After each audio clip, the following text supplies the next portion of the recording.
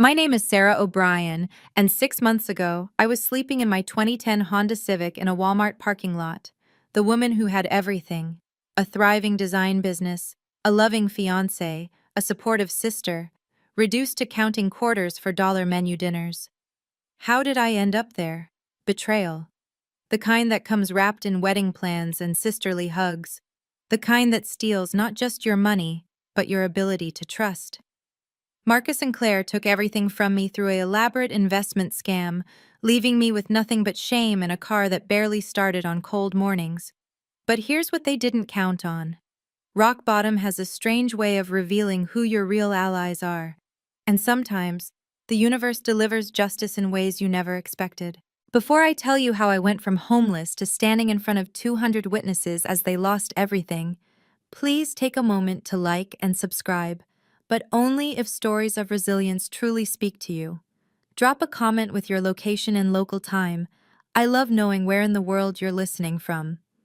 Now, let me take you back to that pivotal day at the Riverside Heights launch. The grand ballroom at the Riverside Heights complex gleamed under crystal chandeliers, each one worth more than my old annual salary. 200 of California's most influential real estate players mingled with champagne flutes, their conversations a symphony of deals and millions. The April afternoon sun streamed through floor-to-ceiling windows, illuminating architectural models of the $50 million development that would reshape the city's skyline. I stood near the registration table, my new Armani suit a stark contrast to the thrift store clothes I'd worn just months ago. The fabric felt like armor, each thread woven with purpose.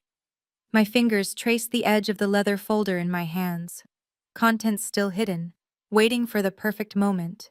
That's when I saw them. Marcus entered first, his trademark confidence preceding him like a herald. That same swagger that once made my heart skip now only reminded me of how blind I'd been. His navy suit was expensive but flashy, always more concerned with appearance than substance. Claire followed, her red dress commanding attention as she laughed at something on her phone. My sister, 2 years older but decades behind in integrity. They carried an elaborate bouquet of white roses and lilies, my former favorite flowers. The gesture might have seemed thoughtful to onlookers. To me, it reeked of calculated manipulation. The Thompson O'Brien Design Group, I heard Marcus tell a cluster of investors near the bar. We're hoping to secure the interior contract for Phase 2. Claire nodded enthusiastically. We've revolutionized sustainable luxury design. Our portfolio speaks for itself. Our portfolio. The words sliced through the air. Every design they claimed, every innovation they touted, all stolen from the woman they'd left sleeping in parking lots. I watched them work the room with practiced ease, shaking hands with people who controlled billions in development funds. They moved like sharks through still water, unaware that the ecosystem had changed.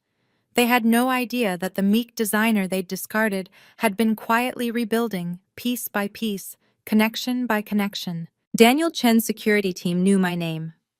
The catering staff addressed me as Director O'Brien. The event coordinator had confirmed my presentation slot. Yet Marcus and Claire remained oblivious, too intoxicated by their own ambition to notice the shift in the room's energy whenever I passed. They had no idea who I'd become. 2 years ago, my life looked like a Pinterest board come to life. My home studio in Oakland buzzed with creative energy, clients booking consultations months in advance. Marcus had proposed on my 30th birthday, down on one knee in the garden I'd designed myself. We were building something beautiful together, or so I thought. Claire would drop by every few weeks, always with a crisis. Sarah, honey, I just need a tiny loan until my commission comes through. Her real estate career perpetually on the verge of breakthrough, perpetually needing rescue. But she was family. You don't keep scorecards with family. The warning signs were there, wrapped in concern and condescension. You're so talented with colors and fabrics, Marcus would say, usually when I suggested expanding the business. But you don't understand the financial side like I do. Claire's version was softer but cut deeper. You're an artist, Sarah. Don't burden yourself with the ugly business stuff. That's what you have us for. Just an artist, Just someone who makes things pretty, not someone who'd built a six-figure business from scratch. Not someone who'd negotiated with contractors, managed budgets, or navigated client politics. To them, I was a useful talent to be managed, not a businesswoman to be respected. I remember the last normal dinner we shared. Chinese takeout at my dining table, 3 weeks before everything collapsed. Marcus talked about investment opportunities while Claire complained about her broker. I sketched designs on napkins, lost in creating beauty while they plotted to destroy everything beautiful in my life. Family doesn't need contracts, right? Marcus had said that night, refilling my wine glass. We trust each other. Trust. Such a small word for something that takes years to build and seconds to shatter. The opportunity came wrapped in urgency and family loyalty. Marcus burst into my studio one October morning, laptop in hand, talking fast about a revolutionary property tech startup. Green building materials, sustainable sourcing, everything you believe in, Sarah. But we need to move now. The investment window closes tomorrow. Claire backed him up via FaceTime from her car. I'm putting in my entire savings, Sarah. This is our chance to build something together. $500,000. My life savings, my emergency fund, the equity from refinancing my home. Marcus had the paperwork ready, his business degree finally useful for something. I've reviewed everything, it's solid gold. I signed where he pointed, initialing pages I didn't read because why would I? This was my future husband, my sister. The startup would triple our investment within 18 months, Marcus promised. We'd have enough for the dream wedding, the house in Marin, the life we'd planned. The wire transfer went through at 3:47 p.m. on October 15th. I remember because I screenshot the confirmation, thinking I'd frame it someday as the moment our empire began. 2 weeks later, the startup's website disappeared. The CEO's LinkedIn vanished. The office address led to an empty warehouse in Hayward. My calls to Marcus went straight to voicemail. Claire's phone was suddenly disconnected. When I finally tracked Marcus down at his apartment, he was packing. It's not my fault you didn't do due diligence, he said, not even looking at me. Investment involves risk. The paperwork I'd signed? Buried in legal language were clauses absolving him of liability, transferring my design copyrights, even granting him power of attorney over my business accounts. My signature appeared on documents I'd never seen, authorizing transactions I'd never approved. The prosecutor later called it textbook affinity fraud. I called it the death of who I used to be. The foreclosure notice came on a Tuesday. 60 days to vacate the home I'd spent 5 years perfecting. My business accounts, mysteriously drained through authorized transfers. Credit cards maxed out on purchases I'd never made. Even my grandmother's jewelry, kept in a safe, Marcus knew the combination to gone. I sold everything worth selling. My design awards went for $50 on Craigslist. The custom furniture I'd built, piece by piece, liquidated for pennies on the dollar. Within 3 months, my entire life fit in the trunk of my aging Honda Civic. Walmart parking lots became my bedroom. Planet Fitness, my bathroom for the $10 monthly membership. Starbucks, my office where I nursed a single coffee for hours, desperately trying to salvage client relationships with borrowed Wi-Fi and a dying laptop. Marcus had vanished completely. Claire blocked me on everything, but not before posting photos from her sudden business trip to Cabo. They'd even poisoned my professional network, spreading rumors about my mental breakdown and financial irresponsibility. Rock bottom isn't just about losing things. It's about losing yourself, piece by piece, until you're not sure what's left to save. Then Daniel Chen walked into that Starbucks. Sarah O'Brien? I looked up from my laptop screen, where I'd been staring at the same email for 20 minutes, trying to word a plea for freelance work that didn't sound desperate. Daniel Chen stood there in his understated Tom Ford suit, looking exactly as he had 3 years ago when I'd redesigned his first boutique hotel. My instinct was to run. Hide. Anything but let a successful client see me like this. Unwashed hair hidden under a baseball cap, the same clothes I'd worn for 3 days. Mr. Chen, I managed, closing my laptop to hide the overdue payment notices. He didn't pretend not to notice my situation. That's what I'd always appreciated about Daniel, his inability to do polite fiction. May I? He gestured to the empty chair. For the next hour, he listened. No judgment, no platitudes, just occasional questions that cut straight to the heart of things. When I finished, he was quiet for a long moment. Talent like yours shouldn't sleep in parking lots, he said finally. I have a proposition. My walls went up immediately. I'd learned the hard way what propositions from powerful men could cost. He must have seen it in my face. A legitimate business offer, Sarah. I'm launching the largest mixed-use development in Northern California. I need a creative director, someone with vision, taste, and frankly, someone who understands what it's like to lose everything.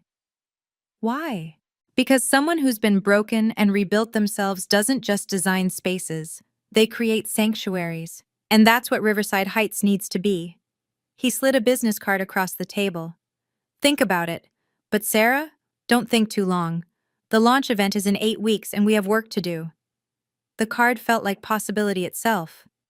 There's something you need to know, Daniel said the next morning in his downtown office, floor-to-ceiling windows framing the bay. Marcus Thompson and Claire O'Brien have been shopping your portfolio around the city. My coffee turned to acid in my stomach. My portfolio? Your designs with their names attached. They've already secured 2 small contracts using your work. He pushed a tablet across his marble desk, showing screenshots of my projects on their new website. The room spun. Not only had they stolen my money, they were stealing my professional identity. I can't prove those are mine. They have all my original files. Actually, Daniel leaned back. You can. But first, we need to discuss what's at stake here. He laid it out with surgical precision. If I stayed silent, Marcus and Claire would continue building their empire on my creativity. My reputation in the industry would evaporate completely. No one would believe the homeless woman over the polished couple with the impressive portfolio. Or, he said, we do this strategically. You take the creative director position, we document everything, build an ironclad case. Then, when they least expect it, we let the truth speak for itself. You mean revenge? I mean justice. There's a difference. He pulled out a folder. This is a draft employment contract. Salary, benefits, and most importantly, an exclusive design agreement that predates any claims they might make. The number on the salary line made me blink. Twice my best year as a freelancer. But first, we need evidence, he continued. Email trails, original sketches, anything that proves the timeline of creation. Can you do that? I thought of the cloud backup Marcus didn't know about, the one linked to my old college email. Yes. Good, because the Riverside Heights launch will be very public, very visible, the perfect stage for truth. You know that moment when you realize the universe might actually have your back? That's what I felt sitting in Daniel's office. If you've ever been betrayed by people you trusted most, you know the war between wanting justice and just wanting to disappear. If this story is touching something in you, please hit that like button and subscribe. It really does help more people find these stories. Drop justice in the comments if you believe karma is real. And now, let me tell you how we spent the next 2 months preparing for the most important presentation of my life. Daniel's legal team worked like a precision instrument. The lead attorney, a woman named Patricia who'd seen too many similar cases, laid out our strategy in rapid-fire questions. Your designs? Stolen. All of them. Proof? Email trails. Date-stamped files. Their weakness. Greed. And sloppiness. We spent weeks excavating digital evidence. My old college email account became a goldmine. 5 years of design evolution, each sketch dated, each revision tracked. Marcus had been thorough in stealing my recent work, but he'd never known about this backup from before we met. Patricia's paralegal discovered something even better. Copyright fraud, she said, sliding papers across the conference table. Claire filed design copyrights last month, under her name, for work created while you were demonstrably the sole creator. That's 5 years minimum if prosecuted. Federal crime. The most damning evidence came from an unexpected source: my former clients. 3 came forward independently, sharing emails where Marcus had pitched my designs as his own while I was living in my car. Timestamps showed he'd been planning this for months before the investment scam. "We need one more thing," Patricia said. "Public documentation of your role here. Something undeniable." Daniel smiled. "The Riverside Heights launch. 200 witnesses, full media coverage. Sarah will present as creative director." "And if they show up?" "We're counting on it," Daniel said. "Marcus already RSVP'd. He's bringing potential investors to show off his portfolio." Patricia gathered the documents. "Copyright fraud, wire fraud, identity theft. We have enough to bury them, but Sarah, the choice of when and how is yours." I thought about those nights in the Walmart parking lot, counting change for ramen. The launch, publicly, let everyone see who they really are. 2 months of invisible work. While Marcus and Claire networked at industry parties, I lived in Daniel's corporate apartment, designing 18 hours a day. Riverside Heights wasn't just a project anymore. It was my resurrection. Every floor plan, every material selection, every color story carried my signature style. The sustainable luxury Marcus had mockingly promised investors? I made it real. Reclaimed wood from California's historic piers, solar glass that turned windows into power sources, living walls that cleaned the air while looking like art. Daniel gave me complete creative control and a team of 20. They didn't know my history, only that the new creative director had vision. I earned their respect through work, not sympathy. "The launch event will be perfect," Daniel said one evening, reviewing the presentation deck. "Media, investors, everyone who matters in California real estate." Marcus and Claire had no idea I was involved.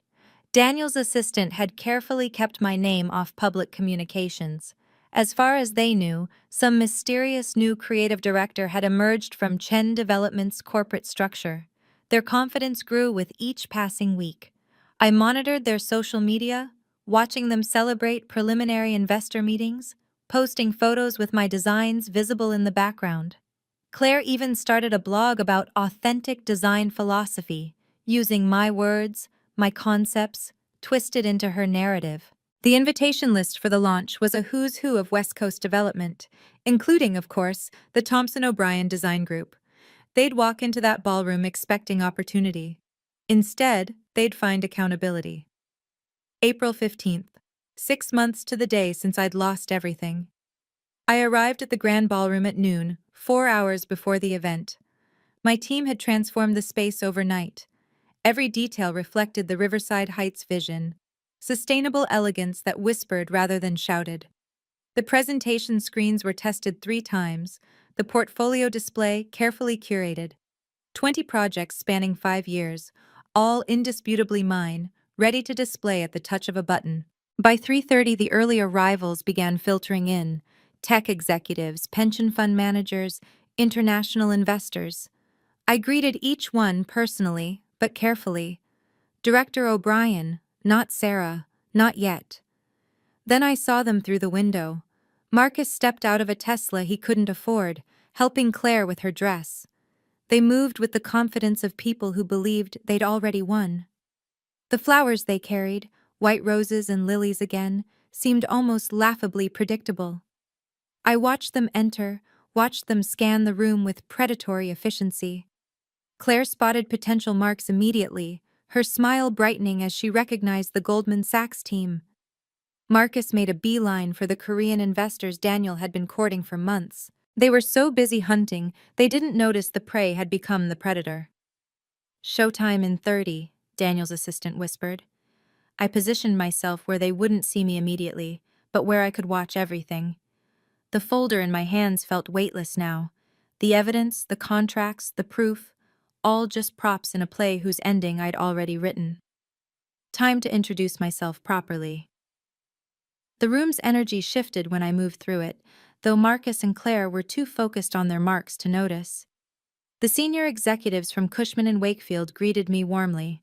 "Director O'Brien, the designs are stunning." The Chronicle's real estate reporter asked for an exclusive interview.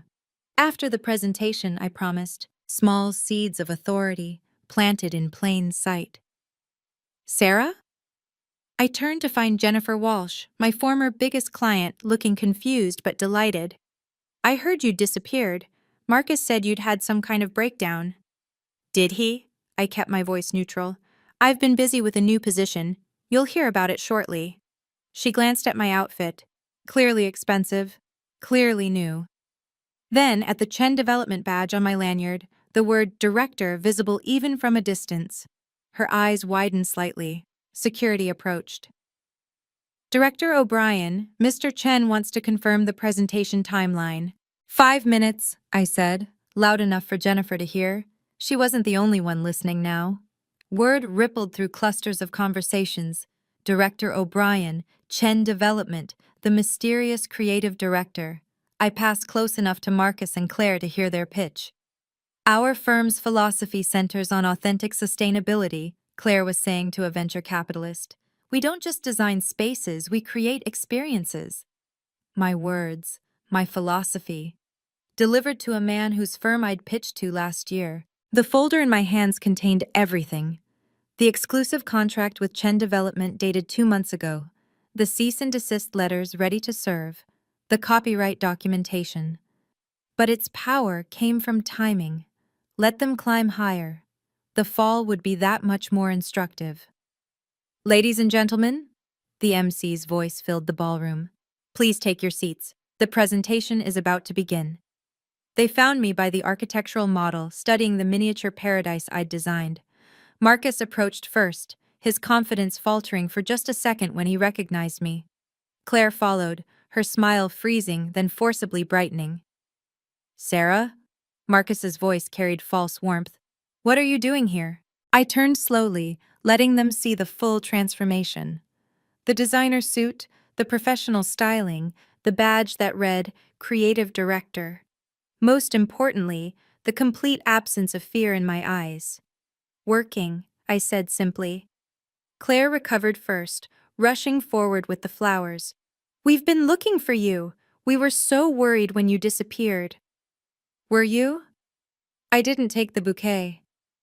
Marcus stepped closer, lowering his voice. "Look, about what happened with the investment. That was unfortunate. But we could work together now. You could consult for us." The audacity was breathtaking. They stood there, wearing success built on my ruins, offering me crumbs from my own table. "Actually," Claire added, touching my arm like we were still sisters, "we're about to close a huge deal here. We could bring you in as a silent partner, help you get back on your feet." Around us, people were taking their seats. The venture capitalist Claire had been pitching, watched our interaction with interest. The Chronicle reporter had her phone out, discreetly recording. "That's generous," I said, my voice carrying just enough for nearby listeners. "But I'm quite busy with my current position." "Doing what exactly?" Marcus's tone sharpened. He'd noticed the attention we were drawing. Before I could answer, the lights dimmed slightly. "Ladies and gentlemen, please be seated for our presentation." Claire grabbed my wrist. "Sarah, don't do anything stupid. You know how this industry works." I removed her hand gently, but firmly. "Yes, I finally do." Marcus raised his voice, ensuring the lingering crowd would hear. "This is our designer," he announced, gesturing to me like I was a rescued stray. "We've been mentoring her through some difficulties." The condescension dripped like honey. Several investors turned to watch. Claire jumped in, her voice saccharine. "Sarah's been struggling since her business failed. Mental health issues, financial problems. We're family, so of course we're helping her rebuild." "She was homeless," Marcus added, his concern so perfectly performed.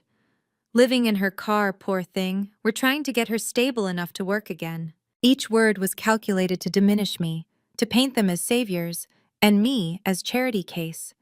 The investors they'd been courting exchanged glances, some sympathetic, others uncomfortable. This was their play: destroy my credibility before I could speak. It's been hard watching her spiral, Claire told the Goldman Sachs team, who'd moved closer. But family doesn't give up on family, right? Even when they make terrible decisions. Marcus nodded gravely. The investment loss hit her hard. She trusted the wrong people. The irony of that statement hung in the air like smog. They were building a narrative in real time, each detail designed to explain away anything I might say. Unstable, unreliable, unwell. If I reacted emotionally now, I'd prove their point. If I tried to defend myself, I'd look desperate. So I did neither. "How thoughtful of you," I said calmly. "To care so much about my well-being while using my designs for your portfolio." Marcus's eye twitched. Claire's smile strained. "Excuse me?" she said. Daniel's voice came over the sound system before I could respond. "Ladies and gentlemen, welcome to the future of sustainable luxury. Please take your seats." The crowd began moving toward the chairs. Marcus and Claire had no choice but to follow. Their attempted character assassination incomplete. 200 faces turned toward the commotion we'd created. The venture capitalists, the reporters, the industry titans, all watching the unfinished drama between the polished couple and the woman they'd called broken. Phones appeared in hands, subtle but present. The Chronicle reporter had moved closer, her expression sharp with interest. These people knew theater when they saw it, and something about this interaction promised a show. Marcus and Claire felt the shift. Their confidence wavered as they realized they'd become the entertainment. Claire's laugh came too loud, too bright. "We should find our seats." "Yes," Marcus agreed quickly, trying to guide me with them. "Sarah, sit with us, like old times."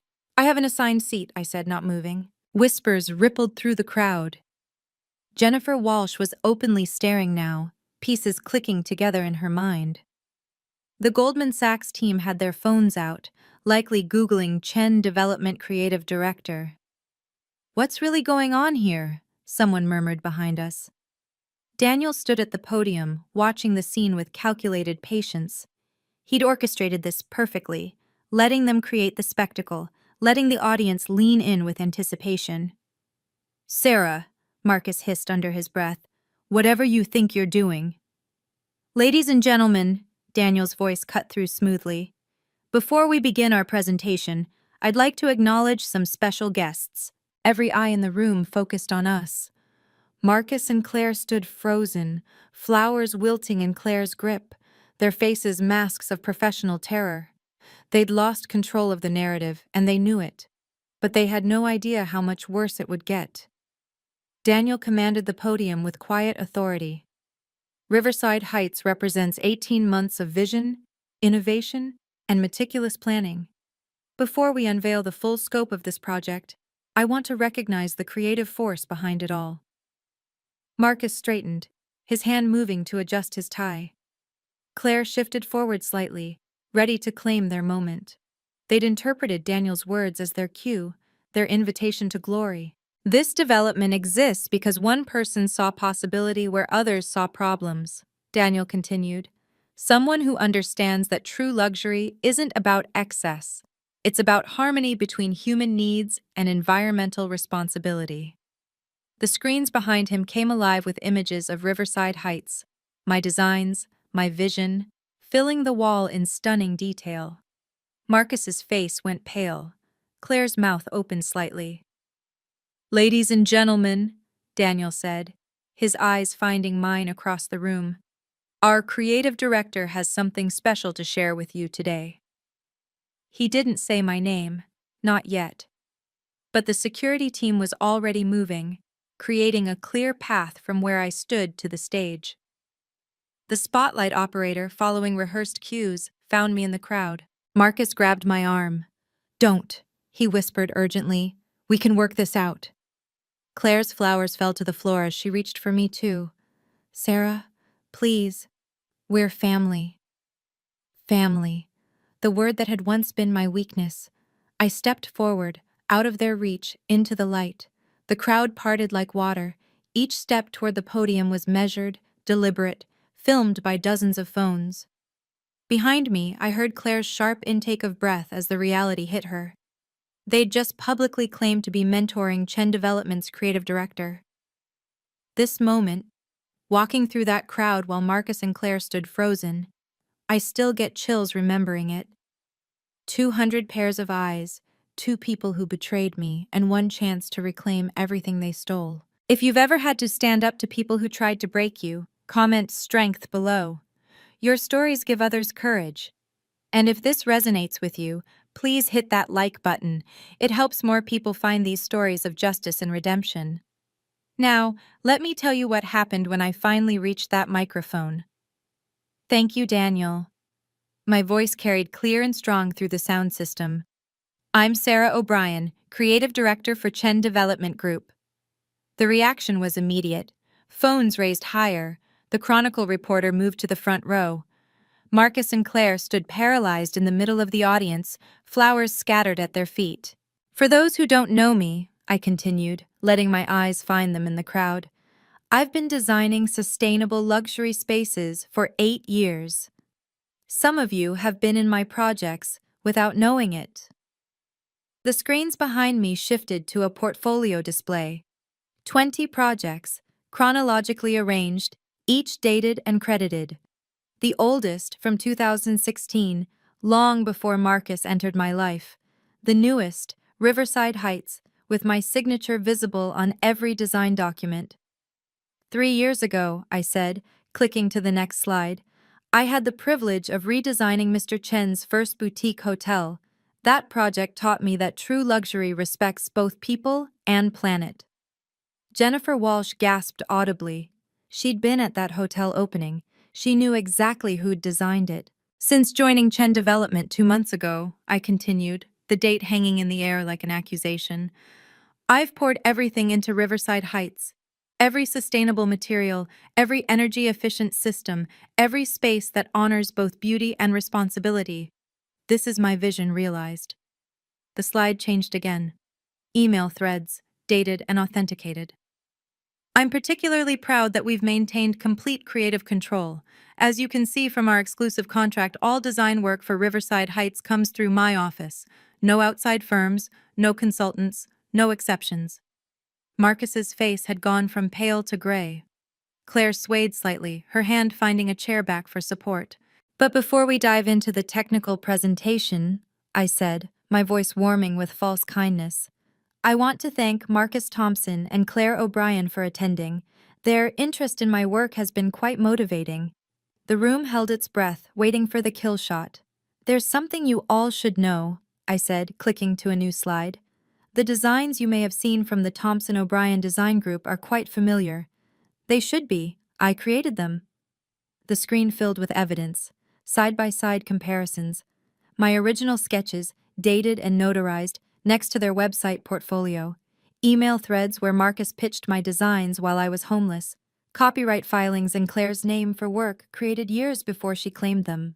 Every design they've shown you, I continued, my voice steady as a surgeon's hand, was stolen from me. While I lived in my car, they built their business on my creativity. Gasps rippled through the audience. The venture capitalist Claire had been pitching to stood up, his face dark with anger. 2 investors who'd already signed preliminary agreements with Marcus pulled out their phones, likely calling their lawyers. The copyright fraud alone, I clicked to the legal documentation, carries a 5-year federal sentence. The wire fraud, identity theft, and breach of fiduciary duty add considerably more. She's lying, Marcus's voice cracked across the room. She's unstable. Tell them, Claire. But Claire was backing away from him, her self-preservation instincts finally kicking in. The security team had moved closer to them both, ready to escort them out if needed. I have receipts, I said simply, clicking through email after email, document after document. Including the investment fraud that stole my life savings, the forged signatures, the emptied accounts, all while being my fiancé and my sister. The Chronicle reporter was typing furiously. Several investors were on calls with what sounded like legal teams. The Goldman Sachs representatives had turned their backs on Marcus entirely. Chen Development believes in justice, I concluded. Which is why we've provided all evidence to the district attorney's office. They'll be handling things from here. Two uniformed officers entered the ballroom, their timing impeccable. Marcus tried to run. He didn't get far. The officers moved through the crowd with practiced efficiency. Marcus Thompson, you're wanted for questioning regarding fraud allegations. This is insane, Marcus shouted, but his voice had lost its power. The room watched him like spectators at a car crash, horrified but unable to look away. Claire tried to slip toward the exit, but found Daniel's security team blocking her path. Ms. O'Brien, the second officer addressed her, we need you to come with us as well. I didn't know, Claire's voice pitched high with panic. It was all Marcus. Sarah, tell them. The investors they'd courted were already on their phones. I heard fragments. Pull out immediately. Full audit required. Legal action necessary. The venture capitalist Claire had pitched stormed over to her. You showed me fraudulent work. My firm's reputation is on the line. He turned to his associate. Document everything. We're suing for damages. Jennifer Walsh approached the stage. Sarah, I had no idea. Marcus told me you'd had a breakdown, that you'd abandoned your clients. I'm so sorry I believed him. You couldn't have known, I said into the microphone, ensuring everyone heard. They were very convincing. The Chronicle reporter raised her hand. Ms. O'Brien, what happens to their existing contracts? Void, I answered clearly. All contracts signed under fraudulent pretenses are legally invalid. Chen Development's legal team will be reaching out to affected parties. Marcus struggled against the officer's grip. You can't do this. Sarah, we were getting married. Were, I said quietly, but the microphone caught it. Past tense. As they were escorted out, Claire sobbing and Marcus still protesting, the room erupted in conversation. Phones flashed, recording everything. By tomorrow, this would be industry news across California. But I wasn't done yet. Before we continue with the Riverside Heights presentation, I said, drawing the room's attention back, there are legal matters to address. Patricia, Daniel's lead attorney, joined me on stage with a folder of documents. Her presence commanded immediate attention. Everyone knew her reputation for destroying corporate criminals. Cease and desist orders have been filed, Patricia announced. Any individual or firm currently using designs created by Ms. O'Brien must immediately halt operations pending verification of ownership. She clicked through a list on the screen. 7 companies appeared, all current clients of Thompson O'Brien Design Group. These firms have 72 hours to provide proof of legitimate design ownership or face legal action. Additionally, I continued, taking back the microphone, all monies obtained through fraudulent use of my intellectual property must be returned. Our forensic accountants estimate this at approximately $2 million. The room was silent except for the sound of typing and phone cameras clicking. The individuals responsible, Patricia added, are permanently barred from practicing in California's design and development industry pending criminal proceedings. Any firm that knowingly employs them will face investigation. A hand raised in the audience. What about the people they scammed? A restitution fund is being established, I answered. Anyone who can prove they were defrauded by Thompson O'Brien Design Group can file a claim. Chen Development is providing the initial funding to ensure victims aren't waiting years for justice. It was more than just destroying them. It was about rebuilding what they'd broken, not just for me, but for everyone they'd hurt. The law is clear, I concluded, my voice firm but not vindictive. Fraud has consequences. Now shall we talk about the future instead of dwelling on the past? The room erupted in applause. Not for the drama, but for the justice. After the presentation ended, after the investors had committed $70 million to Riverside Heights, after the reporters had their quotes, Marcus's father approached me. William Thompson, senior partner at a white shoe law firm, a man who'd always treated me like I wasn't good enough for his son. Sarah, he began, his usual arrogance replaced with desperation. Surely we can resolve this privately. Marcus made mistakes, but prison? That helps no one. Your son stole everything from me, I said calmly. My money, my work, my home. We'll make restitution. Full amount plus interest. Just drop the criminal charges. Behind him, I saw Claire's mother approaching, tears streaming down her face, my own aunt, who'd chosen to believe Claire's lies over my truth. Please, Sarah, she begged. She's your sister. Family forgives family. Family doesn't mean doormat, I replied, the words coming clear and strong. Family doesn't mean accepting abuse. Family doesn't mean enabling criminal behavior. William pulled out his checkbook. Name your price. My price? I looked at them both, these people who'd watched me fall and done nothing. My price is accountability. Your son and daughter chose to commit fraud. They'll face the consequences of those choices. You're destroying their lives, my aunt cried. No, they destroyed their own lives when they chose to destroy mine. I'm just declining to save them from consequences. I turned to walk away, then stopped. I genuinely wish them growth and healing, but that journey happens away from me, far away from me. Security escorted them out as I returned to the celebration. The boundaries were clear now, reinforced with legal steel and professional distance. For the first time in years, I felt truly free. By morning, the story had exploded across every platform. Homeless to heroin, designer exposes fraud at luxury launch, ran on the Chronicle's front page. Business Insider called it the most satisfying corporate takedown of 2025. The video clips, shot by dozens of attendees, had millions of views within 24 hours. Marcus's business license was revoked by noon. The California Board of Professional Conduct moved faster than I'd ever seen them move, citing egregious violations of professional ethics and criminal fraud. He couldn't legally practice business in the state for 10 years minimum. Claire's real estate firm fired her via email while she was still in custody.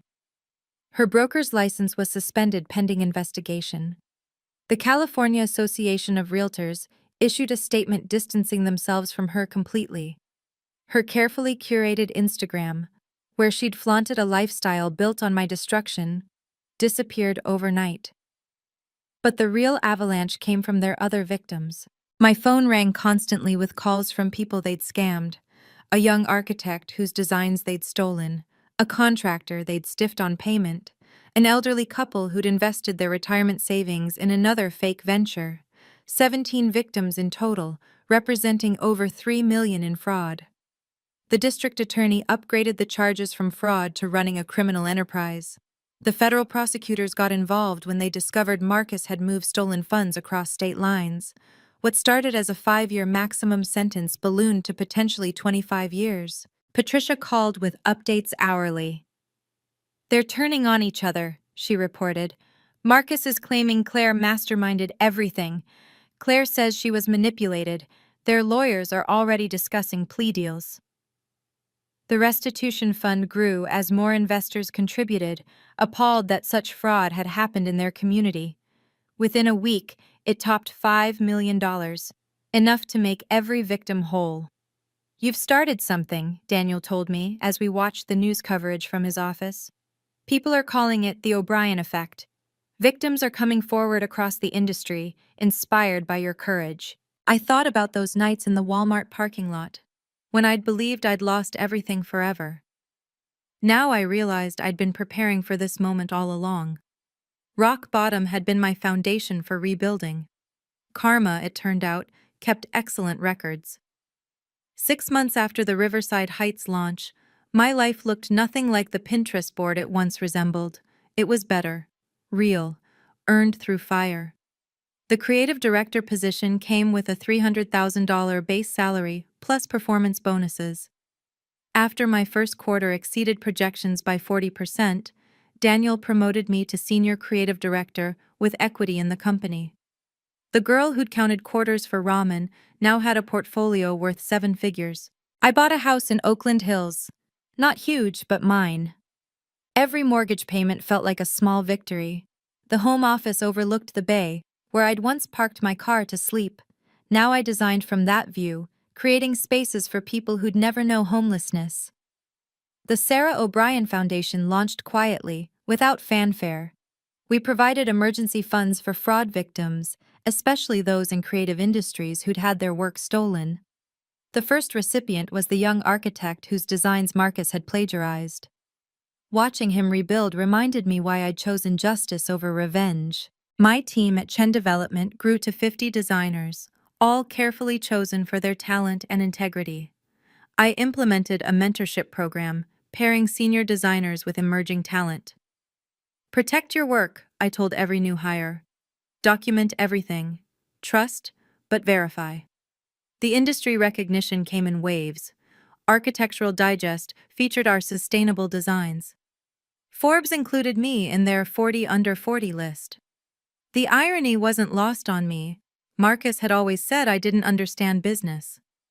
Now I was running a division that generated $30 million in revenue annually. But the best moment came when a young woman approached me at a conference. She'd been living in her car after her business partner embezzled everything. She'd seen my story, knew recovery was possible. "How did you trust again?" she asked. "I didn't," I told her honestly. "I learned to verify first. Trust comes later if earned, and it's never blind again." 1 year later, Marcus and Claire tried one more time to contact me, through their lawyers, seeking character references for sentencing. They were about to learn that no meant no. The letter came through Patricia's office, forwarded from Marcus's legal team. Ms. O'Brien's testimony could provide crucial context for Mr. Thompson's sentencing. We request a brief statement regarding his character and their prior relationship.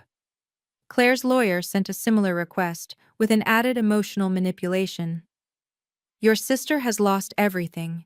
Your mercy could mean the difference between 5 years and 15. They wanted me to save them. After everything, they still believed I was the same person who'd signed papers without reading them. Who'd trusted, because they said to trust. Patricia looked at me across her desk. You're under no obligation to respond. I know. I pulled out my phone and dictated my response. Please inform both legal teams that I will not be providing character references. Any further attempts at contact will result in restraining orders. This decision is final and non-negotiable.